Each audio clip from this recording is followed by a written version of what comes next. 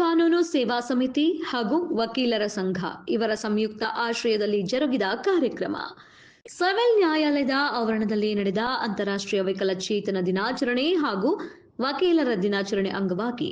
ಮಾನ್ಯ ಗೌರವಾನ್ವಿತ Shri Ravindra L, ಹೊನೊಲೆ Shri Ganesha N ನ್ಯಾಯಾಧೀಶರು ಕಾರ್ಯಕ್ರಮವನ್ನು ಉದ್ಘಾಟಿಸಿ ಮಾತನಾಡಿದರು. ಈ ಸಂದರ್ಭದಲ್ಲಿ ಅಣ್ಣಪ್ಪ ಓಲೇಕಾರ ಹಾಗೂ ಡಾಕ್ಟರ್ ಅಗರವಾಲ ಕಣ್ಣಿನ ಆಸ್ಪತ್ರೆ ಹುಬ್ಬಳ್ಳಿ, ಕುಮಾರಿ ಕವಿತಾ ಕಮಡೊಳ್ಳಿ ಸಹಾಯಕ ಸರ್ಕಾರಿ ಅಭಿಯೋಜಕರು, ಕುಮಾರಿ ಶಶಿಕಲಾ ಎಫ್ ಶಿವಣ್ಣವರ ಸಹಾಯಕ ಸರ್ಕಾರಿ ಅಭಿಯೋಜಕರು, ಶ್ರೀ ವಿನಯ ಹೊಂಬಳಮಠ ಮುಖ್ಯಸ್ಥರು, ಡಾಕ್ಟರ್ ಅಗರವಾಲ ಕಣ್ಣಿನ ಆಸ್ಪತ್ರೆ ಹುಬ್ಬಳ್ಳಿ,